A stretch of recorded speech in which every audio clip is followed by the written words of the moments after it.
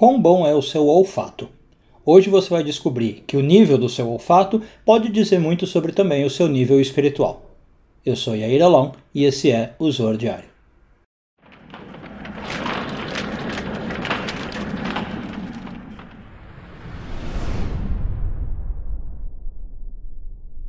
Essa semana continuamos a ler a porção de Balak, hoje focando nos parágrafos 32 e 33 do Zohar, terceiro ano de leitura. Se você lembra da historinha de ontem, a gente começou a falar de uma criança especial que os sábios encontram, e ela conta para os sábios que ela sentiu pelo cheiro deles que havia alguma coisa errada na prática espiritual deles. A Kabbalah conta para nós que o nosso olfato é um dos 5 sentidos mais elevados que nós temos no corpo. Por quê? Um dos motivos é que o olfato foi o único sentido que não se viu usado no pecado de Adão, no pecado original da humanidade. Então, na história ali do Éden, de comer da fruta, do árvore, do conhecimento, do bem e do mal, a gente vê que houve visão, né? Os dois, Adão e Eva, viram a fruta e acharam ela interessante. Houve envolvimento da audição, porque os dois ouviram a cobra. Na verdade, a mulher ouviu a cobra e o homem ouviu a mulher. Houve o tato, porque eles pegaram da fruta, né? Então envolveu o tato. E houve o paladar, obviamente, porque eles comeram a fruta e foi isso que causou a queda. O único sentido que não aparece lá, como eu falei, é o olfato. Então, o olfato, diz a Kabbalah, é uma das portas para a nossa espiritualidade e é um dos níveis que a gente pode usar para medir uma pessoa. Outra coisa interessante, é pelo nariz que a nossa vida entra, diz a Kabbalah. De novo, se a gente usar a história de Adão e Eva, você for lá nos relatos do Gênesis, diz que quando Adão estava pronto, Deus insuflou o espírito no nariz dele, né? Insuflou o espírito de vida no nariz dele. Para mim, a imagem que vem é como se Deus pusesse a boca no nariz de Adão, soprasse, né? E aí entrasse o espírito de vida. E hoje a gente sabe que é o que acontece, inclusive, com todos os seres humanos quando a gente nasce. Um bebê, ele nasce, qual é a primeira coisa que a gente espera que ele faça? Que ele chore. Se ele chorou, significa que ele deu a primeira inspirada de ar. Não sei se vocês já viram cenas de parto. Muitas vezes o que você precisa fazer assim que o bebê nasce? Colocar uma cânula nas narinas dele para desobstruir. Às vezes também precisa na garganta. Para que o bebê possa fazer o primeiro respiro. Tudo bem que a alma entra durante a gravidez, né? Entra enquanto ele ainda é feto, mas quando ele sai do útero, a primeira coisa que ele tem que fazer para poder viver é respirar, inspirar, né, sendo mais específico.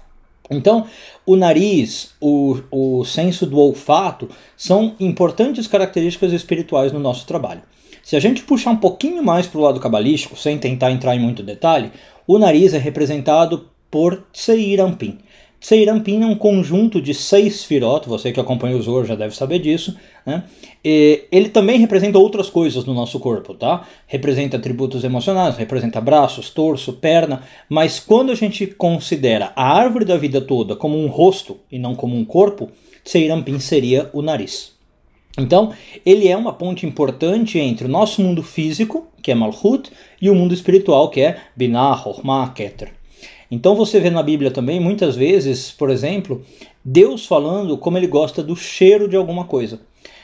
O cheiro, por exemplo, de um sacrifício, né? Existe essa expressão algumas vezes na Bíblia. Deus fala que ele sente prazer com o cheiro da carne sacrificada. E aí, para completar o estudo, a Kabbalah diz que quando o Messias vier, se a gente entender o Messias como uma figura humana, externa, que vai chegar e redimir o mundo, que eu particularmente não acho muito que é isso, né? A gente acha que tem que entender a metáfora, mas diz que o ser humano, quando o Messias vier, ele vai reconhecer os seres humanos puros pelo cheiro. Isso é interessante, né? Como é que ele vai saber quem é que deve ser salvo ou não? Ele não vai pedir seu RG, não vai pedir seu histórico de vida, ele não vai perguntar de que religião você é, se você praticava religião, ele vai sentir o cheiro que você tem. Mais especificamente, a Kabbalah diz que ele vai sentir o cheiro do seu coração. E se o seu coração tiver um cheiro de pureza, o Messias vai saber, então, olha, essa pessoa deve entrar no mundo vindouro com mais rapidez. Se o cheiro do seu coração não for de muita pureza, você vai, no primeiro momento, morrer, diz a Kabbalah, aí você tem que esperar passar de um tempo para ter a ressurreição dos mortos e você poder entrar no mundo vindouro. Então, eventualmente, quando o Messias chega, todo mundo vai para o mundo vindouro, né? Mas os de cheiro puro, né, os de coração com cheiro puro, vão entrar mais rápido, vão ser os primeiros a entrar. Então, tá aí uma diquinha legal, né, um conhecimento acho que bacana, e acho que a gente pode até fazer um paralelo, agora sim encerrando, como é o seu olfato, como eu perguntei, né, no começo do vídeo. Se você tem um olfato bom, isso em geral vai indicar que você é uma pessoa mais espiritualizada, né, porque o seu corpo talvez esteja mais sintonizado com a alma, com esse nível de sentido que é o mais fino no nosso corpo. Se você tem o olfato um pouco mais pesado, não quer dizer que você é uma pessoa ruim, tá? Não estamos falando isso. Mas talvez o seu nível espiritual seja um pouquinho mais grosso, mais grosseiro, e talvez seria legal você refinar isso aí. Agora, também não leve isso muito à risca, tá? Não é regra 100%. Ah, todo mundo que tem olfato bom é espiritualizado. Não, mas é um indício, né? Talvez junto com outros indícios possam dizer muito sobre uma pessoa. Um bom dia a todos e tudo de bom.